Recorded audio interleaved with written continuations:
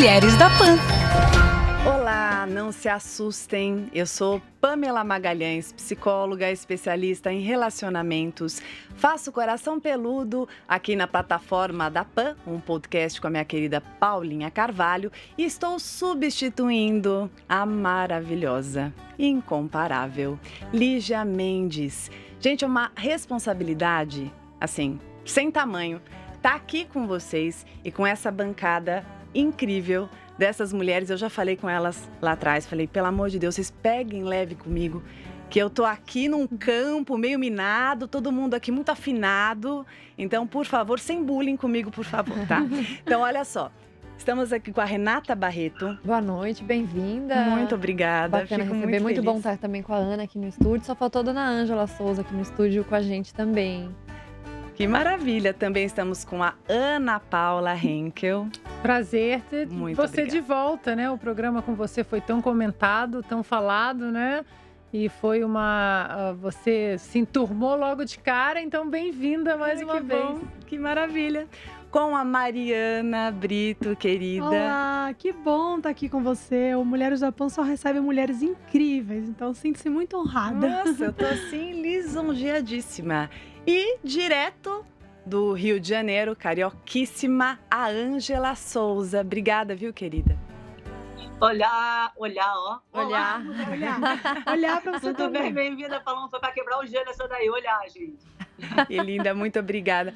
Acho importante lembrar que não só você consegue acompanhar através da rádio, mas também via imagem através do youtube.com/Mulheres da PAN.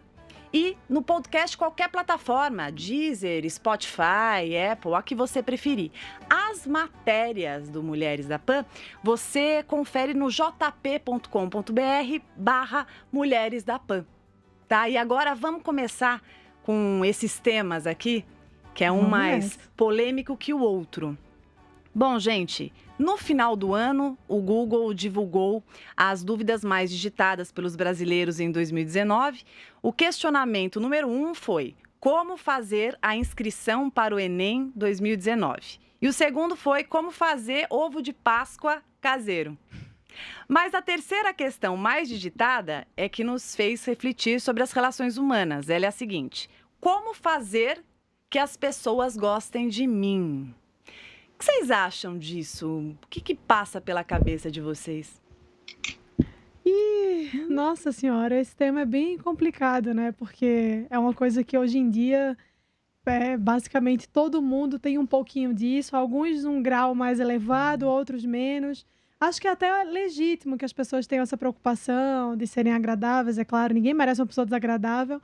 Mas acho que o problema surge quando a gente fala sobre isso, quando isso vira a pauta principal da vida da pessoa.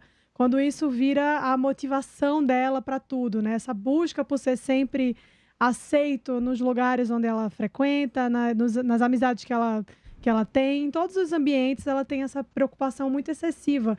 Isso acaba fazendo com que mais nada na vida seja interessante, é apenas a necessidade de ser aceita. Então, isso leva as pessoas a mudarem muito a sua personalidade, né? A se distanciar de quem elas são, de fato, da essência delas, para se tornar pessoas que são muito fluidas ali, que dependendo do ambiente, da pessoa com quem você tá sempre sendo uma coisa diferente do que você é, para agradar. E eu acho isso uma furada, eu acho isso uma idiotice, assim, porque você não tem que agradar todo mundo. Você não é obrigado a agradar todo mundo, e mesmo que você tente, mesmo que você se esforce ao máximo, isso não vai acontecer. Porque nem Jesus agradou todo mundo, imagina. Eu acho que mais importante que isso não é só que você não tem que, você não deve agradar todo mundo. Porque seria impossível agradar todo mundo, sendo que as pessoas são completamente diferentes umas das outras. Todo mundo aqui que tem rede social com bastante gente falando e tudo mais, deve receber a mesma coisa que eu, mas tipo assim, perguntas: como que eu devo lidar com fulano de tal que debochou de mim na rede social e falou mal de mim pra não sei quem? Como que eu lido com meu parente petista que não falou comigo no Natal? Como que eu falo com uma ex-amiga de escola que não sei o quê? A minha resposta é: não lide, né? Por que você tem que lidar com pessoas que estão falando mal de você, que não tem a ver com você, que não tem afinidade com você, que Mas são amigos de infância, às vezes, etc., que a gente tem uma história juntos e tudo mais. Tá bom, mas você não tem obrigação nenhuma. Passou, o negócio acabou. Você sabe o que eu acho interessante? Quando a gente pensa sobre as 3 perguntas mais feitas, me fez pensar que eu quero saber como faz um ovo de Páscoa e também quero saber que o Google, que tem todas as respostas, me dê algo que eu esqueço que deva ser desenvolvido através de mim e que é tão subjetivo que não tem uma resposta como se fosse exata. uma receita de bolo, né? A Exato. receita do ovo de Páscoa. Vocês não acham? Você não acha, Ana, que de repente as pessoas estão muito condicionadas com a resolução de tudo num clique? Então, faço um download, faço uma atualização, de repente, de um aplicativo, pronto, tá tudo resolvido. Então, me conta, por que meu marido me abandonou? Me fala se meu ex-namorado vai voltar pra mim. O que eu tenho que fazer para aquela amiga voltar a falar comigo? E como eu faço pra você gostar de mim? Eu acho que eu vou voltar num post que eu fiz no dia, se eu não me engano, 31 de dezembro ou no dia 1º, que foi um post sobre o que São Tomás de Aquino falava, idem vele e idem noli, né? Que eu falo muito com as minhas 2 amigas aqui, que é você se cercar de pessoas que rejeitam e amam as mesmas coisas que você. Eu acho que quando você Fantástico. tem esse nível de amizade e de comprometimento com as pessoas, isso eu tô falando, porque muita gente fala, mas o fulano é meu amigo há 18 anos. Isso não quer dizer nada, né? Nada. Essa pessoa vai matar e morrer por você, vai tirar do prato de comida dele para colocar no seu, vai rejeitar e amar as mesmas coisas que você, que é o core de tudo, né? Que é a conexão moral intrínseca, né? Você rejeitar e amar as mesmas coisas. Então, eu acho que quando você se preocupa com esse tipo de approach na sua vida, você não se preocupa em dar um Google como fazer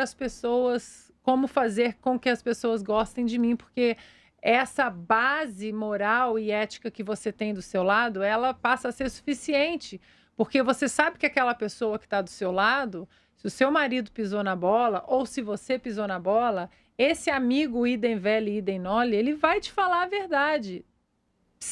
Mesmo que essa verdade possa te machucar um pouco, esse amigo idem vele, idem noli, ele vai pavimentar o seu caminho para uma vida baseada na verdade. E vocês não acham que também envolve um pouco sobre a autenticidade das personalidades? Sim. O quanto as pessoas estão investindo muito pouco no habilitar dos seus próprios recursos e jogando muito para um terceiro?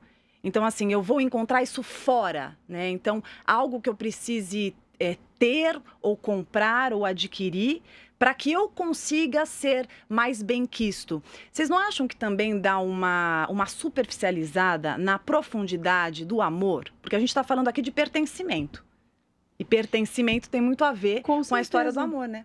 Até porque se você baseia as suas relações apenas na aceitação e não no amor e no respeito para com o outro, independentemente do que ele pensa, do que ele acredita, porque a gente fala muito essa coisa do idem vele, idem noli, isso é um fato, isso tem a ver com os nossos valores e princípios.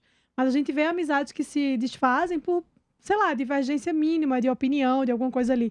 Então, se você não tem essa capacidade de olhar para outra pessoa, entender que ela tem uma personalidade, um jeito e opiniões que divergem das suas e amá-la acima disso, não é amor. Então, você está condicionando... Uma coisa que é engraçada que aconteceu comigo no meu Instagram no fim do ano foi que eu abri uma caixinha de perguntas e falei o seguinte: me conte uma coisa boa, a pior coisa que aconteceu e a melhor coisa que aconteceu no seu Instagram, na sua vida esse ano. E acho que eu não fiz a conta exata, mas uns 85% das pessoas, na coisa ruim, na pior coisa, foi um amigo que eu gostava muito não fala mais comigo por causa de política, ou o meu irmão não fala mais comigo, etc e tal.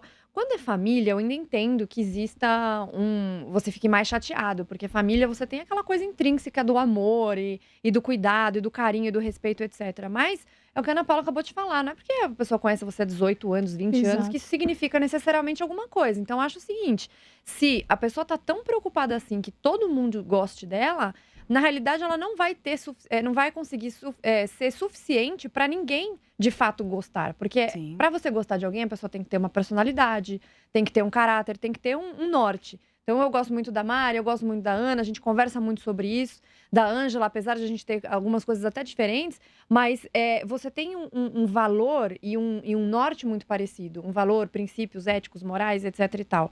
Quando isso fica de lado, essa pessoa não gosta muito de mim, ela falou mal. Por que eu vou me importar tanto assim com uma Sempre pessoa que não gosta de mim? E Mari, desculpa te interromper, Não, claro. mas eu sou novata, né? E estou com uma necessidade absurda que a Ângela fale também. Porque como eu não Sim, estou claro. vendo e eu estou aqui limitada, eu quero muito te escutar, Ângela. Eu quero ouvir o que você acha sobre isso, da superficialidade, das relações. Acho que a Renata está trazendo um tema muito legal, né? A dificuldade também de escutar o outro, de perceber os seus posicionamentos. O que você pensa desse tema? Eu, com certeza, seria a pessoa que buscaria no Google como fazer ovo de Páscoa caseiro. Porque eu não tenho a menor necessidade, assim, eu consigo me ver, hoje em dia eu não tenho a menor necessidade de aceitação. Então, eu sei que eu não vou agradar todo mundo, como eu já não agradava antes, como eu também não agrado agora, mas eu acho, é complicado, né, as pessoas nasceram dentro de uma família, cada família lida de uma maneira, com diversas coisas, e aí elas crescem, vão para o mundo, acabam lidando com confronto, com o diferente, ainda mais nesse meio de internet, onde a gente tem muito relacionamento, embora superficial, a gente tem muito relacionamento com todas as pessoas, e aí tu se depara com a vida de alguém que produz um conteúdo muito legal para o Instagram e leva aquilo como referência. Muitas pessoas não sabem que rede social não leva em consideração que rede social é uma coisa bem mentirosa, muita gente não vive aquilo que posta, mas aquilo vira uma referência para a vida dela e ela quer ser um desses também, quer ser aceita também. Eu acho que é um processo, a formação da personalidade, do eu sou ou eu não sou. Eu não gosto dessa coisa de aceitação. Acho que você entra é uma gana mesmo de pertencer a alguma coisa, você quer se tornar como aquilo, e hoje a gente vive ainda num tempo onde existe, acho que os gêneros não híbridos, algo do tipo, a psicóloga deve saber muito mais do que eu, mas onde eles não querem ser reconhecidos como nada, então, assim, eles já desistiram até de tentar ser aceitos, e agora eles querem ser relevantes e ser pertencentes de uma outra coisa que traz conforto para eles. Então, eles não querem nem ser reconhecidos como nada, eles não querem nem ser o que você quer que ele seja e não quer ser nem o que ele é de fato. É muito complicado esse tema aí, porque fala de coisas profundas do ser humano, fala de experiências ruins, onde a pessoa precisa de afirmação fora de casa porque não teve a valorização dentro de casa. É muito complicado isso. Mas eu não sou dessas de querer aceitação dos outros, não. Eu sou isso daqui. Se tu gostou, que bom. Se não gostou, come menos. Nós gostamos, Ângela. A gente gosta. Obrigada. A gente gosta. O que vocês acham o que eu ia disso, falar- do curtidas? Eu queria depois que você me falasse Sim. também como que a Ângela fala, do quem é mais curtido. Quem, de repente, tem um número maior de curtidas e isso faz com que eu tenha um lugar no mundo. Como fica quem, de repente, não tem tantas curtidas assim? Quem não é uma celebridade ou quem não teve, de repente, um trabalho tido como genial? Isso faz parte, né? A rede social, embora seja uma ferramenta muito importante, a gente lida com isso sempre, mas não é tudo na vida. Então, você não precisa ter milhões de curtidas para que isso seja uma coisa importante para vocês. E, mais uma vez, se você baseia a sua vida nisso, você tem um problema muito sério. Você vai ter problemas muito sérios, enfim, durante toda a sua trajetória, porque isso sempre vai ser uma questão que você vai estar querendo resolver e não se resolve, que era isso que eu ia falar.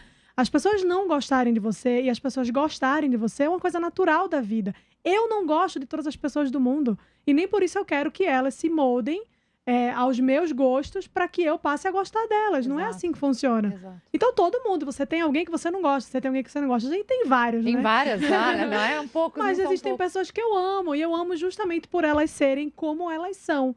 Então, essa coisa da aceitação entra muito nesse campo também, das pessoas não entenderem isso, que faz parte da vida. Tem tudo a ver com autenticidade, né? Que acho que é um pouco do que você estava falando inicialmente. Tem a ver com autenticidade, né? Eu gosto de uma pessoa porque ela tem uma personalidade que determina muito quem ela é. Então, se ela é fluida demais, eu quero agradar gregos e troianos o tempo todo. Aí ninguém vai gostar mesmo, né? Ninguém Porque- gosta, ela vai odiar, todo mundo, ela vai ser odiada por todo Por mundo. todo mundo, vai ser unanimidade no ódio. Mas tem uma coisa também da sociedade que a gente vive hoje tão encapsulada na tecnologia, nas redes sociais, que a gente acaba terceirizando tudo. Até amizades. A gente terceiriza a amizade, a gente terceiriza o amor, nada contra o Tinder. A Renata encontrou... Não terceirizei o amor, não. Usou uma Só usei uma plataforma. Mas eu acho que isso de você ficar achando mecanismos para você ser aceito numa rede social, isso acaba não fazendo com que você faça um exercício muito importante na vida, que é colocar um espelho na sua frente e ver qual é a correção que você tem que fazer, não para agradar os outros, mas para você se achar onde você encontrar o seu grupo real, verdadeiro. E quando você terceiriza tudo, você acaba não vendo, não colocando esse espelho, né? Que a gente precisa, de vez em quando, colocar na nossa frente para fazer algumas correções de rota que vão exatamente trazer as pessoas certas para o nosso caminho. Para o nosso caminho, e ali você trilhar um caminho mais sólido, mais embasado, né? E não um caminho e mais de bambu. Seguro, né? E mais seguro também, porque exatamente. Se você tá trilhando esse caminho e você sabe o que você quer, aonde você quer chegar, o seu caráter, você tá seguro do seu caráter, do caminho que você tá trilhando, basicamente, você não tá nem aí se vai ter gente que vai gostar ou se não vai gostar. É mais ou menos que nem a Ângela. Gostou, não gostou, não gostou, é assim mesmo, né? Eu acho que tem uma questão assim, teórica, que é bem isso mesmo, a gente tem que lidar com as frustrações. Mas eu acho que tem um desejo de aceitação muito grande. Eu acho que quando a gente está na vida, a gente tem muita vontade de ser bem-quisto, que as pessoas gostem de nós. Mas a rejeição na vida Faz ela parte importantíssima. Leiam Jordan Peterson. Leiam Jordan Peterson. Eu vou roubar essa favor. frase da Ana Paula. Ela já falou disso até lá atrás. Leiam, vejam vídeos Jordan Peterson. Gente, leiam, mas leiam muito. Então, ele fala dessa rejeição, que ela é importante para moldar exatamente a sua força e a sua fortificação interna. E isso, hoje em dia, a gente vive numa sociedade que pais, professores, amigos, todo mundo evita a rejeição, evita machucar o sentimento das pessoas, evita...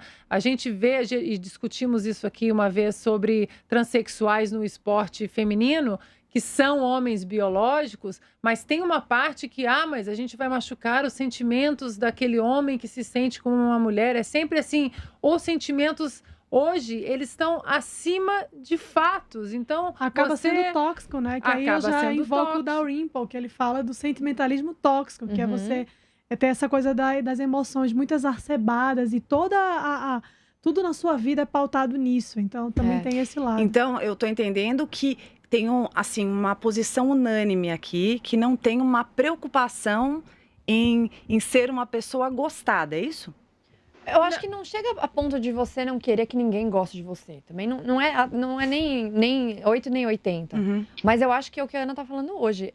Os pais não preparam os filhos dessa nova geração e talvez de uma geração anterior, para rejeição. Então você vai ser rejeitado por um amiguinho na escola porque ele não gostou de você porque você estava vestindo rosa, sei lá.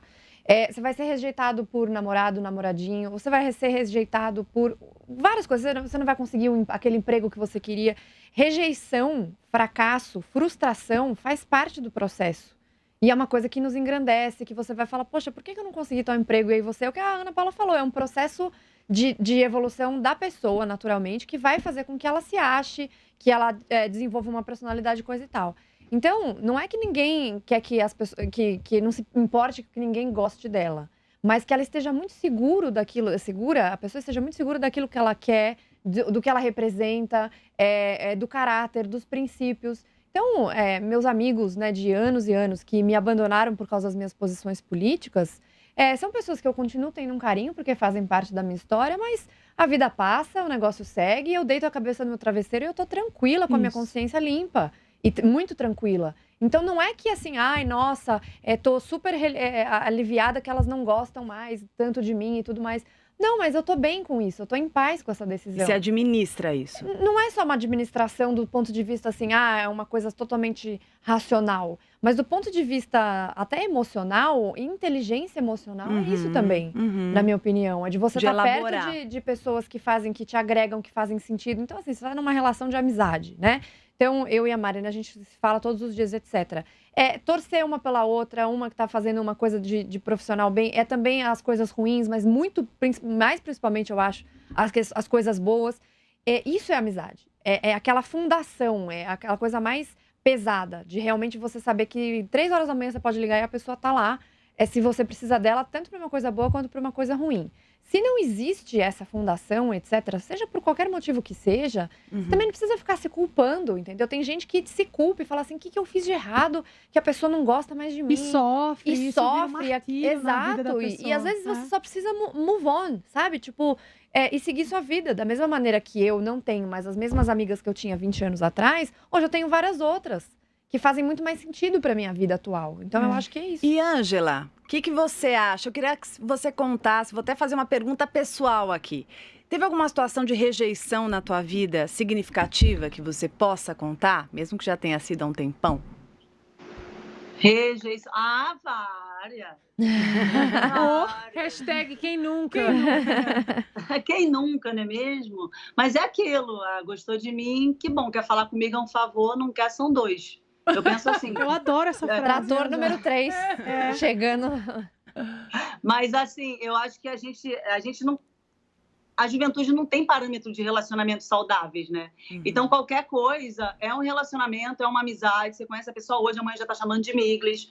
E vai dessa maneira, não tem profundidade. A Renata falou, eu e a Mari, a gente se fala todo dia, a gente torce uma pelas coisas da outra. E o dia que um tiver errado, ou tiver pisando na bola, é chegar e falar, cara, acorda, tu tá viajando na maionese, não é assim que as coisas funcionam, você tá, se denegrindo e tudo mais. Isso é amizade, mas hoje em dia tem uma fragilidade tão grande que se tu tem um amigo de verdade que vira e fala para você a verdade, você não quer mais falar com aquela pessoa, você quer alguém para ficar lambendo suas feridas, afagando a sua alma, e o que vira de amizade de verdade são aquelas pessoas que só querem os prazeres da alma mesmo. Eu quero ser feliz, eu só quero hashtag coisas boas, eu não suporto essa hashtag. Ângela, São coisas boas. só aproveitando você mais um pouquinho, e eu queria jogar isso para as meninas. Essa história de muitos amigos, desde a época do Orkut, quando começou, Facebook e tudo mais, são muitos amigos, né? Entre aspas. Essa superficialidade dos vínculos, você acha que pode trazer uma expectativa de amizade um pouco diferente, distorcida do que é a amizade real? O tete-a-tete, o contar, a credibilidade, a confiança, a construção do vínculo. Claro que falta. A fase que a gente vive de internet é tudo muito superficial. Você fala com 300 pessoas ao mesmo tempo. Tem gente que não consegue responder o WhatsApp, porque é muita gente falando. Então, você não consegue se aprofundar. Você, psicóloga, deve ter percebido um aumento na procura de psicólogos, terapeutas, porque as pessoas não conseguem mais conversar umas com as outras. Elas estão sempre muito atarefadas, o problema que é ganhar dinheiro muito e ocupadas. Quer construir... Muito preocupada com as suas próprias coisas, com relacionamento, com sucesso profissional. E aí você não consegue mais conversar. Os filhos hoje não conversam com os pais, onde os pais deveriam passar essas coisas para os filhos. Então, eles buscam a ajuda de qualquer pessoa que não tem menor embasamento, não tem uma maturidade para poder te aconselhar em algo, e aí aconselha de qualquer jeito, aí tu quebra a tua cara, e depois tu não está falando mais com a pessoa e vai. Gente, eu acho que as pessoas precisam interiorizar as coisas e remoer essas coisas, pensar sobre isso. Onde eu quero chegar, com quem eu acho legal, quem eu acho que é comparável, eu penso igual aquela pessoa, a gente é semelhante, e se fortalecer em quem você é de verdade. Eu sou isso, eu não abro mão disso e acabou. E meninas, o que vocês acham dessa história da ilusão dos afetos? Porque essa quantidade muitas vezes pode iludir, né? Então você está falando com muitas pessoas ao mesmo tempo e quem realmente está do teu lado. O quanto isso pode também banalizar a história do gostar? Porque tudo é eu te amo, né? Que nem estava falando miglis, eu te amo, você é minha melhor amiga. Também como fica com as outras pessoas vendo isso, né? Então aquela minha amiga ama todas as amigas, qual é o meu lugar com ela? O que vocês pensam nisso e o quanto isso pode afetar a intensidade do gostar? Quer começar? Não, pode ir. Eu só vou deixar uma palavra aí para Renata passar o trator, que é a superficialidade de tudo, das relações hoje em dia, né? Então, hoje você investe muito mais tempo nas redes sociais, ou miglis, você vê assim uma necessidade absurda das pessoas, você viaja e o que você mais vê. Eu fiz uma viagem agora para a Itália e a gente fez um roteiro pelas vias sacras, pela arquitetura sacra, pelas igrejas, enfim.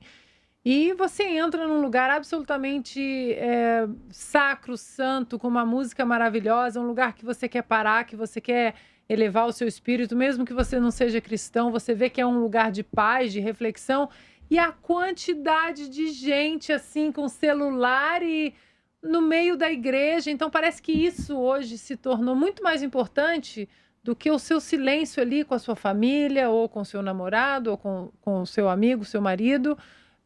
Virou muito mais, hoje em dia, as redes sociais se tornou um grande veículo de marketing pessoal, né? Então, isso para mim só traz a palavra, né, superficialidade. E nada é muito mais puxando um gancho profundo. sobre essa coisa da superficialidade, antes de passar para Renata, que a Ângela tocou num ponto que é interessante. A gente sente muito isso usando rede social, que é o seguinte: uma pessoa que não conhece a gente chega e pede um conselho assim que vai resolver a vida dela para sempre. A pessoa pergunta para Renata: e aí, eu invisto meu dinheiro onde? Mas calma, como assim eu vou saber onde é que você investe seu dinheiro? O que é que você quer? Com quanto tempo você quer? Então, Só um tem detalhe, não é nem tudo investir isso. o dinheiro que é o pior de tudo, que não tem receita de bolo. A pior pergunta, eu acho, que me fazem nesse sentido, de fazerem perguntas assim aleatórias, é assim: devo empreender, eu tenho um dinheiro de herança, devo usar esse dinheiro para empreender ou ficar no negócio da minha família ou investir? Tipo, sei lá, eu não sei quem é Então- você, o que você faz, nada. E a pessoa acha que vai ter o conselho, que é o que você falou no começo. Exato, pô, é como se fosse uma receita que você pode dar para todo mundo, e não é, né? Então chegam para mim e fazem perguntas assim muito pessoais, do tipo: tô casada há 30 anos e o meu marido olhou para a menina da rua, acaba o meu casamento? Mas como assim? Como é que eu vou te responder isso? Então isso é um reflexo dessa carência afetiva, né, das pessoas olharem a vida ali nas redes sociais. Eu também tenho meus problemas. As pessoas Mari, acham que a gente não tem. Pegando essa ideia da carência afetiva, que eu acho que é um tópico importante desse primeiro tema, eu queria te fazer uma pergunta. Você já se sentiu só no mundo de hoje?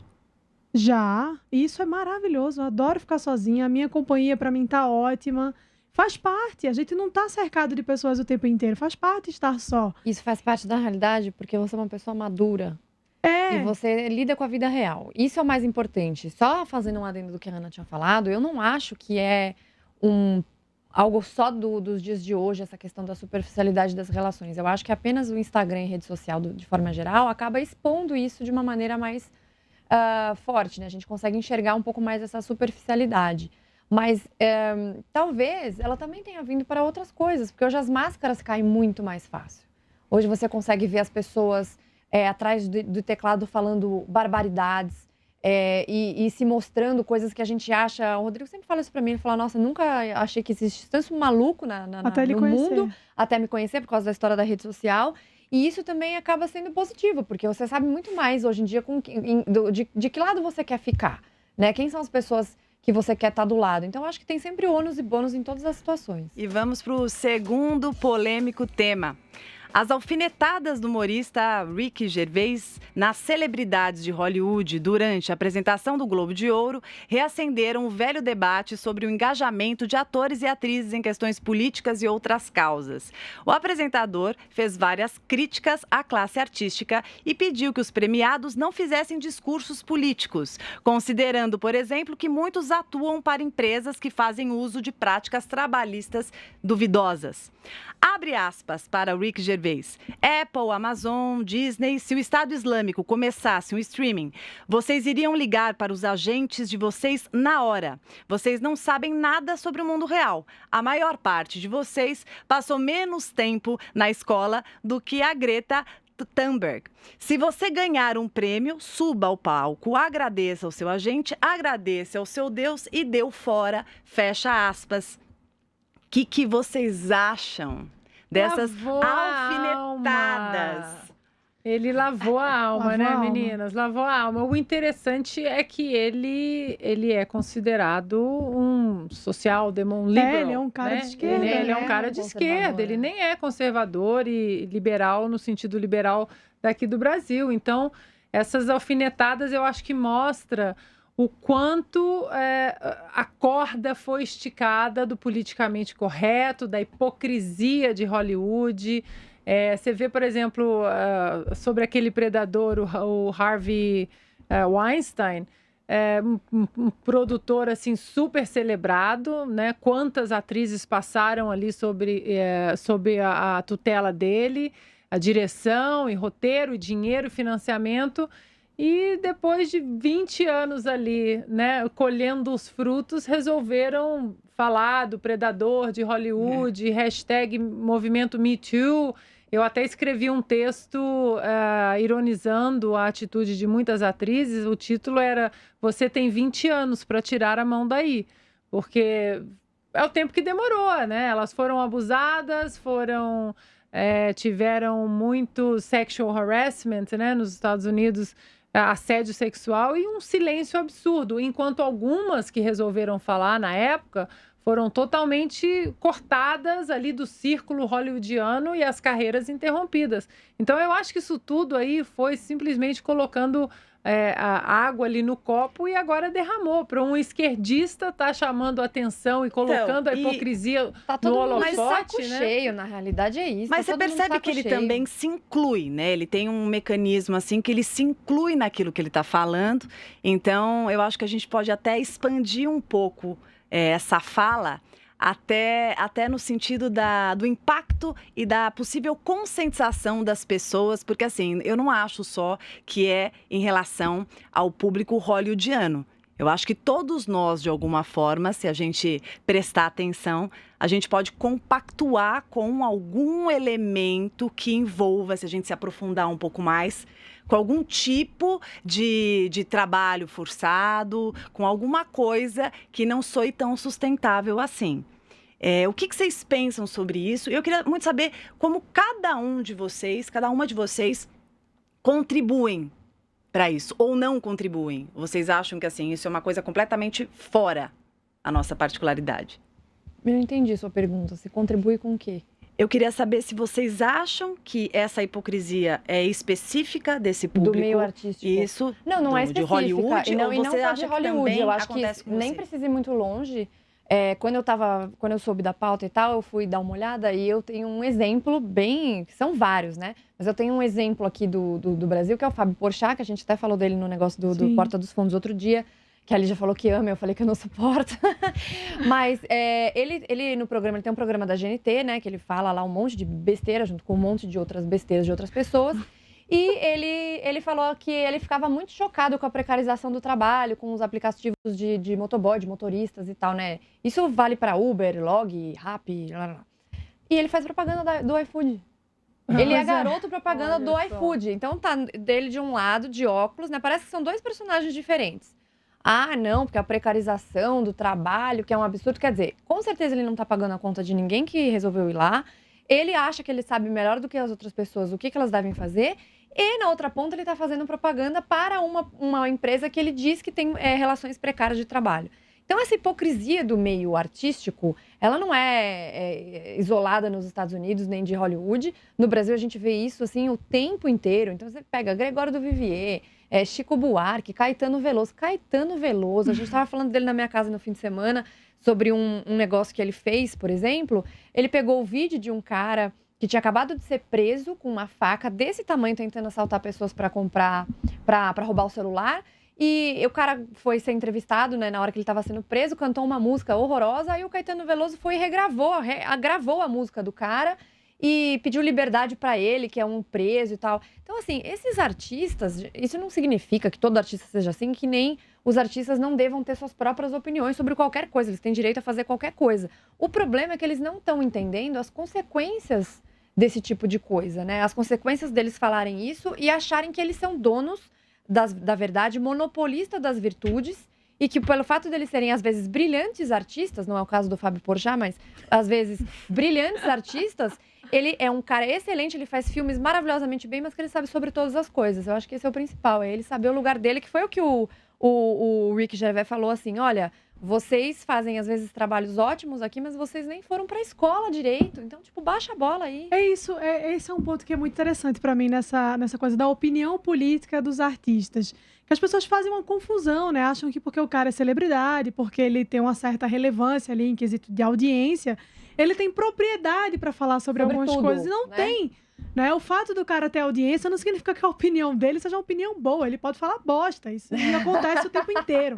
A gente tem aí o Felipe Neto, por exemplo, Nossa Senhora. que virou, de um tempo para cá, comentarista político. E as pessoas dão relevância. Soluções exato. geopolíticas. Sério, não Não, dá. o cara, E as o cara mandou. pessoas É que a gente até falou, desculpa te interromper, que ele mandou um tweet pro Ted Cruz. Sim. Vocês viram isso? Não, é uma autoestima fora do, Tipo, fora gente, do comum. se E é liga. isso, então assim, as pessoas confundem, acham que porque a pessoa tem audiência, tem relevância ali no meio artístico, é uma celebridade, ela tem propriedade para falar sobre todos os temas. Isso não é verdade. Porque se você for parar para pensar, pode ter milhões de seguidores, mas qual a contribuição da opinião do Felipe Neto num debate sério sobre geopolítica? Nenhuma, ele não é autoridade no assunto, ele não tem que falar sobre ele não isso. tem a menor Ele pode ideia do que falar, ele tá falando. obviamente, por ter relevância, mas as pessoas devem estar conscientes, né, e perceberem se aquela opinião é de qualidade ou não. Porque muitas vezes não é. É o caso dele, é o caso do Fábio Porchat, é o caso de vários outros. Então rola essa confusão aí das pessoas de acharem que porque a pessoa tem relevância no quesito de audiência, tem muitos seguidores, é um influenciador, ele tem Entendimento. razões e entendimento e propriedade para falar sobre tudo. E quanto esse paradoxo dos discursos, né? Então, logo depois que você vê, tanto que ele fala no discurso, vocês vieram de limusine e tal, assim como eu, e depois vocês vão falar sobre a campanha que vocês estão engajados e tal. O que vocês pensam sobre esse contraste e como isso impacta na gente? A gente que está lá assistindo. Antes de passar para a Ângela, tem um ditado nos Estados Unidos que é walk the walk e talk the talk.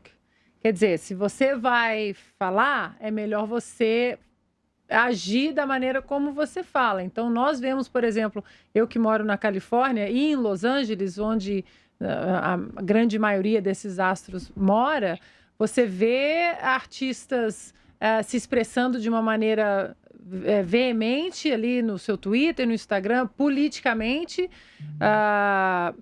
porque o governo precisa de mais impostos, o governo precisa de mais programas assistenciais, mas você vê, por exemplo, a Califórnia, que hoje tem altíssimos impostos, esses mesmos artistas tirando suas empresas da Califórnia, indo para o Texas, indo para estados onde o imposto... Porque eu sempre falo isso. Tem isenções fiscais tem maiores. louco, mas não tem burro, né?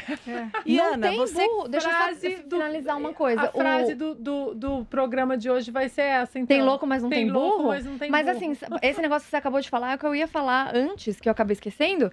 Só antes de passar pra Ângela, desculpa aí, Ângela, a gente tá aqui, tipo, passando o rodo no negócio. Mas é que quando fala dessas coisas, eu fico, tipo assim, meio revoltada, porque o pessoal fala de desigualdade. Não, porque temos que acabar com a desigualdade. Ninguém fala de pobreza, ninguém vai, de fato, pegar um livro de economia, de macroeconomia, de microeconomia, ler as vertentes, etc., e entender o que cada coisa significa. Ninguém faz isso. Mas o discurso é bonito, o discurso é fácil. Todo mundo, porque a desigualdade, meu Deus, a desigualdade, arranca os cabelos. Tá usando um Gucci maravilhosérrimo, de milhões não, mas de milhares de dólares no Globo de Ouro. Então, o que o cara fala aqui é muito pertinente, porque, na verdade, ninguém tá querendo resolver o problema. Ele quer que as pessoas... Eu acho que isso até tem a ver com a nossa primeira pauta. Sim. Ele quer que as pessoas gostem dele. E o discurso é bonito. Tem até o cara do YouTube, o Bono, que é todo também engajado, não sei o que lá. Porque impostos, porque governo, porque intervenção do Estado. Aonde que ele tem residência fiscal e aonde que ele tem offshore? Na Holanda, para pagar menos imposto que na Irlanda. Então, assim, óbvio para mim, né? E, Ângela, o que você pensa? O que você achou? Você acha uma hipocrisia? Não acha? Acha que é só lá? Acha que é no mundo em geral? O que você pensa? Todo mundo, né? Porque da boca para fora, todo mundo é o que quer. Agora, eu acredito que a gente vê se a árvore é boa provando do fruto dela. Então, Se eu comer aquele fruto, vai dizer se a árvore é boa. Ou seja, as obras dele vão atestar o que realmente ele está falando. Isso daí só o tempo vai poder dizer. Esse discurso dele eu achei muito interessante, porque realmente virou palco ideológico, cada um quer dar sua opinião, eles não têm a menor ideia do impacto que isso causa, até porque a maioria das pessoas, como a gente falou, não se aprofundam, elas pegam o que está por cima e aquilo ali vira a opinião delas, elas não vão estudar. Não acho que todo mundo é obrigado a saber de tudo. Eu acredito que o Felipe Neto poderia muitas vezes não se meter nisso realmente, embora o disfarce dele seja muito legal, muito convincente. Mas até esse ator também, esse humorista falando, enquanto ele falava, eu fiquei pensando, eu acho que não deve ter sido um discurso totalmente dele. Pode ter tido algumas ressalvas aí, alguns direcionamentos para falar sobre isso, porque ninguém está mais aguentando o ator chegar lá em cima, ao invés de agradecer, falar de como foi trabalhoso, de como foi prazeroso, porque o clima realmente... Então, assim, tá chato, as pessoas não aguentam, ele pode ter sido direcionado e aproveitou, porque se bobear nem ele aguenta mais também. Eu queria te perguntar, Ana Paula, fiquei aqui pensando, você convive com os artistas, conviveu bastante, você vê essa hipocrisia, viu? Lá nos Estados Unidos, vejo. Eu tenho amigos que são produtores de Hollywood e tem um amigo que é um produtor grande. E ele fala que é muito complicado conviver. Ele é um liberal, um conservador, e ele fala que em Hollywood é muito difícil. Você tem que ser um conservador dentro do armário, porque você tem que pagar o pedágio ideológico. Não tem jeito. Então, eu acho que o que aconteceu com esse humorista no Globo de Ouro... Eu acho que ele falou, chega de pedágio ideológico, pega o seu troféu lá, o seu Globo de Ouro, agradece o seu agente, a Deus, sua família, seu pai, sua mãe e cai fora, porque eu acho que tudo hoje na vida, infelizmente, a política é colocada em tudo e o pedágio ideológico ele vem como... uma coisa assim obrigatória, você tem que pagar o pedágio em certos ambientes, por exemplo.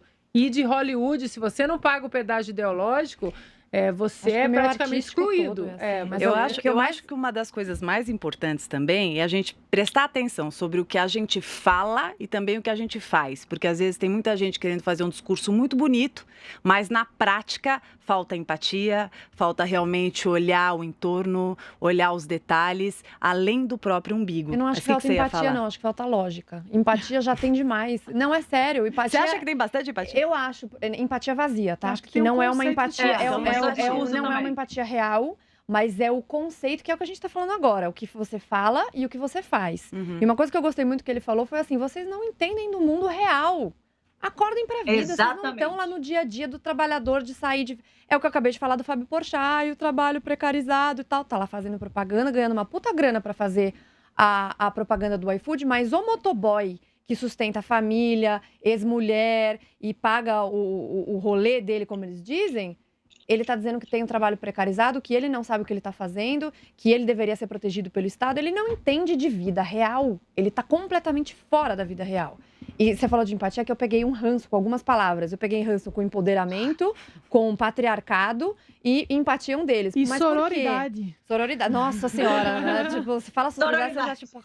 Mas por que empatia eu acho que é vazia? Porque as pessoas falam muito de tipo assim, ai, nossa, eu tô me colocando no seu lugar e eu tenho muita empatia sobre você. Só que tudo isso vira uma desculpa do politicamente correto para você justamente ter o pedágio ideológico e você parar, fazer com que as pessoas parem de conversar sobre aquele assunto. Então você não pode falar mais de obesidade porque é gordofobia. É uma forma de controle, a empatia. Exatamente. Normalmente, a pessoa que vem colocar assim com você num debate mais aprofundado, né, que usa a palavra empatia ou politicamente correto, ela sobe ali num pedestal de que eu sou uma pessoa do bem. superioridade moral. Então, de alguma forma né? fez barulho, ótimo.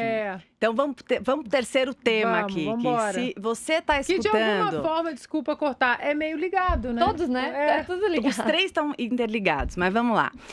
Ordenada presidente dos Estados Unidos, Donald Trump, a ação militar que matou no Iraque o general iraniano Qasem Soleimani, considerado um terrorista assassino pelo governo americano, vem rendendo muitas discussões sobre a sua legitimidade e suas consequências bélicas e geopolíticas, especialmente no já inflamado Oriente Médio. A ela se seguiu uma série de ameaças trocadas entre representantes de Irã e Estados Unidos, que a qualquer momento podem resultar em retaliações de ambas as partes. Como começou a acontecer com o lançamento de foguetes contra uma base americana no Iraque. Como vocês, mulheres da PAN, analisam a ordem do Trump no cenário resultante dela? A gente tem 2 horas para falar sobre E resumindo em uma coisa só, legítima defesa, né? O ataque dos Estados pelo amor Unidos de foi Deus. legítima defesa. Ana, Mas esse tema aqui, eu acho que a gente pode deixar na eu ia Paula falar isso, eu ia falando falar, assim uma hora. Ana Paula, Ela manda já tinha bala. falado lá atrás, esse assunto Manda eu o domino. Eu falei, o trator. primeiro eu domino, esse daí manda Manda você. Ela é a Trator. nossa especialista em política americana. Não é nem questão de dominar. Eu ainda aprendo todo dia e fico de olho todo dia nas fontes que eu acho que são relevantes para esses assuntos complicados. Você entrar de cabeça... Qualquer pessoa que fale eu domino esse assunto geopolítico, mentira. Assuntos geopolíticos e eles são extensos, eles têm várias vertentes, eles têm uma amplitude muito grande para você analisar com um simples esse ataque foi certo ou esse ataque foi errado, né? Eu até indico aqui aos nossos espectadores e ouvintes um filme antigo, de 2012, o filme Argo, acho que teve 12 indicações ao Oscar, para entender uma parte desse conflito entre Estados Unidos e Irã. É um conflito muito antigo. E esse filme, ele é baseado e muito fiel aos documentos confidenciais da CIA, que foram liberados em 1997 sobre o governo Clinton, sobre uma operação em 1979. A embaixada americana no Teherã foi invadida e fizeram 52 reféns na embaixada. E esse filme, sem spoiler, esse filme é sobre 10 a 12 pessoas que se refugiaram na embaixada do Canadá e a operação que a CIA montou para tirar esses reféns dali. E o filme é muito fidedigno aos documentos, é um filme maravilhoso. E ali mostra muito essa tensão que já vem de décadas, né, entre Estados Unidos e Irã. E aí a gente tem que entrar numa vertente muito mais profunda que aqui, infelizmente, a gente não tem o tempo, que são os embargos, o terrorismo iraniano, o financiamento de grupos terroristas pelo mundo, né? Porque o mundo mudou muito, a geopolítica hoje ela é diferente. E antigamente, como eram guerras, né, que a gente costumava ver, tanto guerras físicas como a Guerra Fria também, mas hoje em dia os braços disso tudo aí é o próprio terrorismo e o financiamento de grupos pelo mundo todo. Então é um assunto muito vasto que eu vou trazer Russell Kirk aqui e falar para todos, política da prudência. Muita calma nesse assunto, não se baseie em fontes que falam é isso e acabou, porque eu sei, porque as vertentes são muito vastas para a gente discutir apenas se é certo ou errado. Uma coisa que eu deixo aqui é que muita gente aqui que me segue sabe que eu sou muito fã do Reagan. O Reagan falava muito isso. E um presidente, um dos maiores líderes do mundo, que conseguiu aí acabar com a Guerra Fria, com o comunismo, junto com a Margaret Thatcher, mas ele falava que primeiro que ele falava, se você não pode fazê-los ver a luz, faça-os sentir o calor. E outra coisa que ele falava é que a paz é mantida através da força. E realmente você vê que algumas guerras são desnecessárias, obviamente, mas hoje a gente ainda vê os Estados Unidos como a polícia do mundo, e eu acho que esse ataque não foi nenhum ataque, acho que foi uma defesa do Trump em cima ali desse terrorista, que a gente tem que dar nome aos bois, não é líder militar iraniano, era um terrorista que matou mais de 700 americanos em bases americanas. Então, a gente tem que dar nome aos Que já bois. planejava Que já outros planejava ataques, outros né? ataques, inclusive a outras embaixadas americanas. Então, vamos dar nome aos bois. Um terrorista foi morto pelos Estados Unidos. Eu queria saber da Ângela, que aspecto que você gostaria de ressaltar, Ângela, sobre essa situação? Como isso te impacta?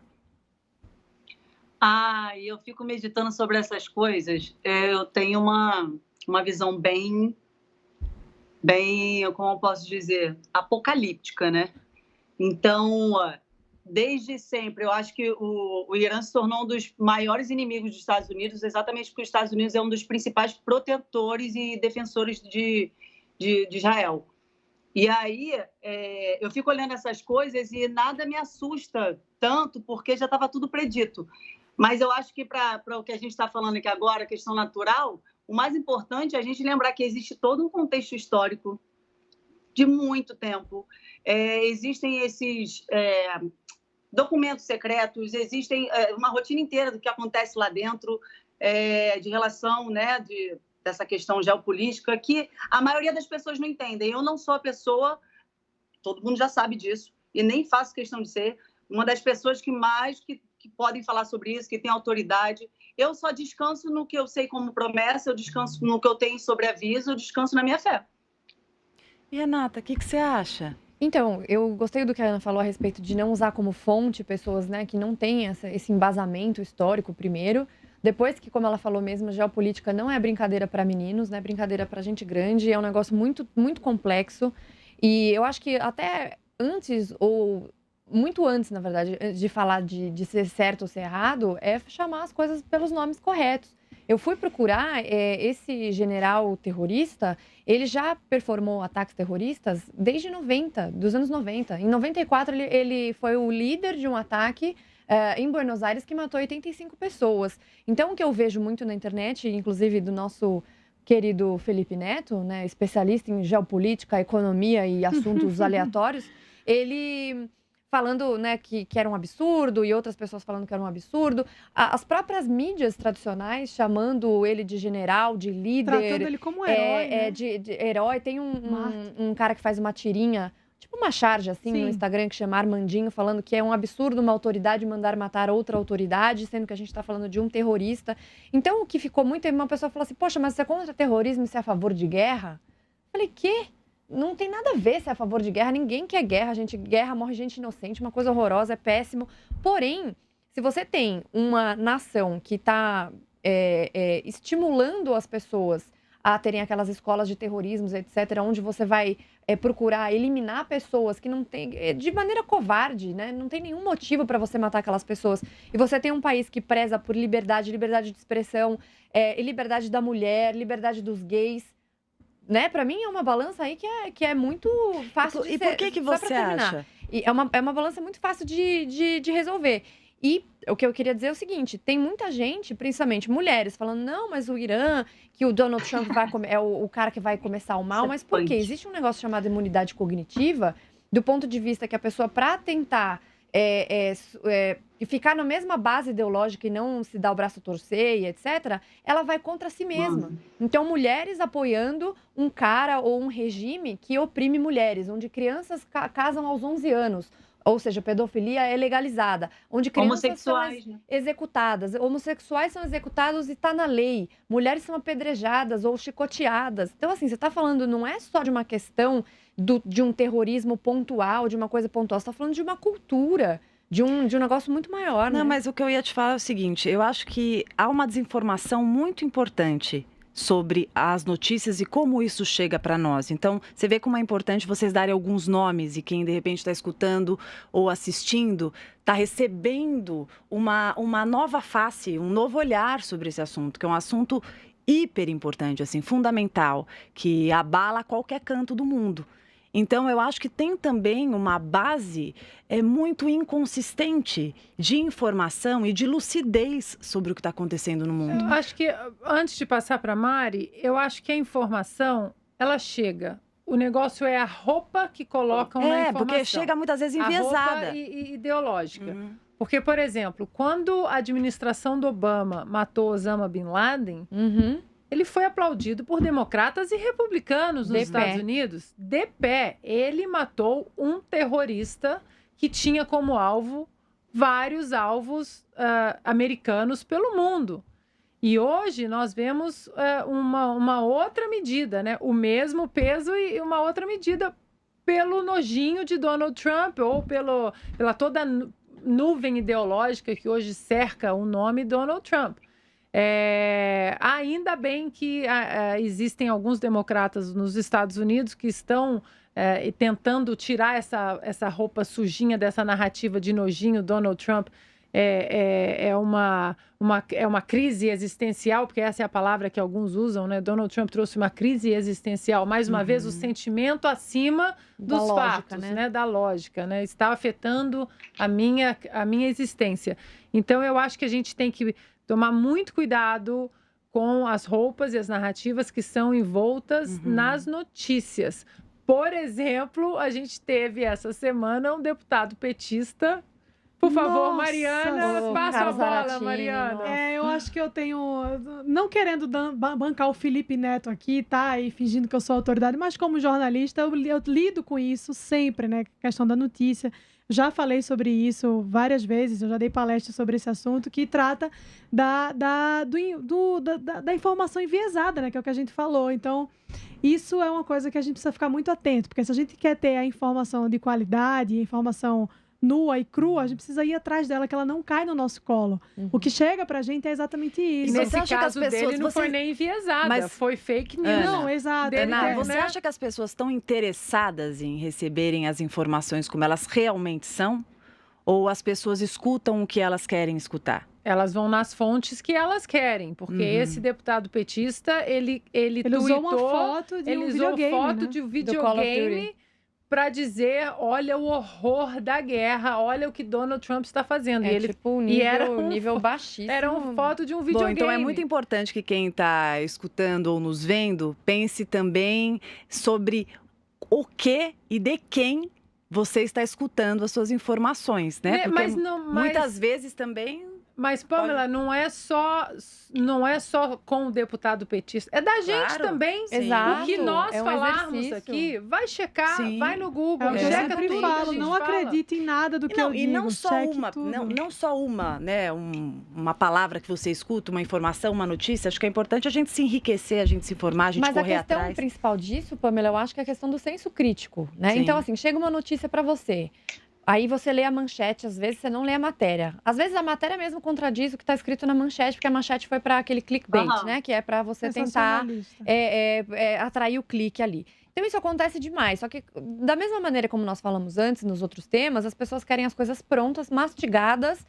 Se você puder ler o livro por ela e abrir a cabeça e colocar o conhecimento lá dentro, para ela tá ótimo. Então ela não quer ter o trabalho de fazer isso, de checar a fonte oficial. E até o que a Ana falou a respeito da mudança de como as pessoas reagem às mesmas coisas, eu fui buscar um monte, eu quero fazer uma sequência de stories sobre isso depois, e eu busquei muitas notícias antigas. O Bernie Sanders, que é um senador do Partido Democrata da área mais radical, né, socialista, parabenizando veementemente o Obama pela morte do Osama Bin Laden. E agora ele está fazendo o contrário, ele está tentando dizer e fazer com que o Congresso aprove isso. Eu não sei como que é o trâmite legal disso, mas que mostre que o Trump não tinha base legal para ordenar essa eliminação, né? Essa morte, essa execução. Então é uma loucura. As pessoas, elas querem ouvir apenas aquilo que faz sentido do ponto de vista da ideologia delas.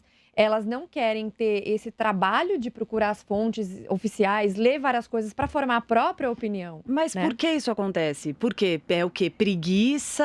É o quê? Uma ideia de que vai chegar... cegueira ideológica também, porque isso que a Renata falou, antes de passar para as meninas, e agora deixo também aqui um sinal amarelo aqui para as pessoas não caírem nessa narrativa de que o Trump, que já sofreu já um processo de impeachment na Câmara, né? E vai morrer no Senado, isso aí é outro assunto. Mas a narrativa agora é de que ele não poderia ordenar esse ataque que acabou executando esse general iraniano sem a aprovação do Congresso. Mas existem as leis sobre segurança nacional, enfim. O detalhe é que na administração Obama... Ele não consultou ninguém. Obama foram 2.800 ataques no Iraque e na Síria sem aprovação do Congresso. Ou seja, não é à toa que o presidente americano ele tem o nome de Commander-in-Chief. Exato. Ele é o cara que está ali comandando. A parte de segurança nacional, ele que manda, né? E tem uma outra coisa que agora ninguém fala, né? Pelo menos não desse pessoal do Beautiful People aí, né? Que é como o Obama abasteceu essas células terroristas durante muito tempo. É uma coisa mais complexa que não tem como a gente falar aqui no pouco tempo que a gente tem, mas eu acho que é um apelo ao ouvinte, ao espectador que está nos ouvindo agora, que está nos assistindo, de procurar as informações de todas as mais variadas fontes possíveis. Você gosta de mim, gosta da Mari, gosta da Ana, da Ângela, desconfia da gente também, vai atrás da informação, nos questione a si mesmo, porque senão você fica refém da opinião dos outros. E acho que isso vale para tudo, que acontece, né? A gente estava ali atrás falando que muitas vezes as pessoas não leem o que está escrito, não escutam o que estão ouvindo, ficam ali naquilo que elas acham que deveria ser, nas projeções também das próprias ideias. Então, acho importante essa ampliação da perspectiva e a busca, né? Não fiquem resistentes a isso, é muito importante.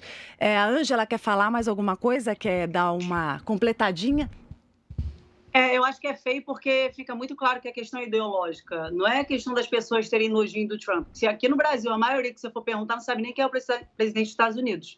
Então, é porque Bolsonaro tem apertado muito a mão do Trump, e aí tem essa ligação, essa conexão.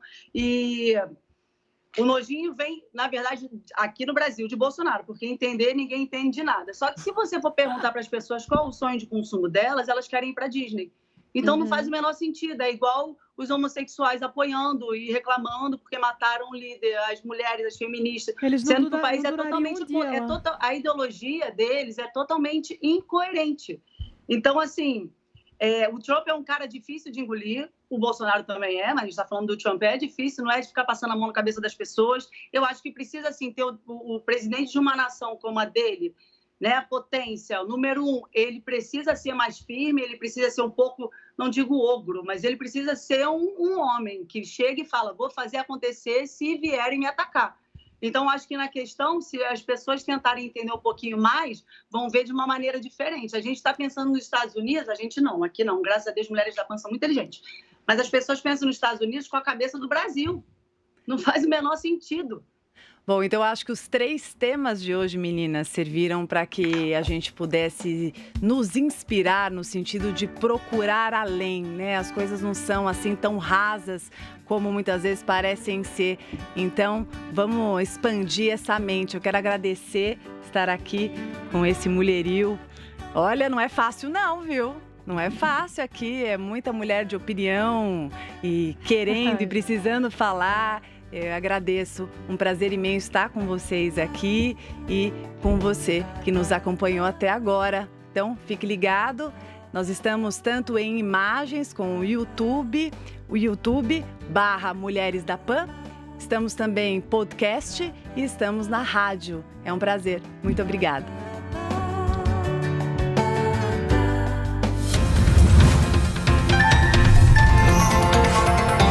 Mulheres da PAN.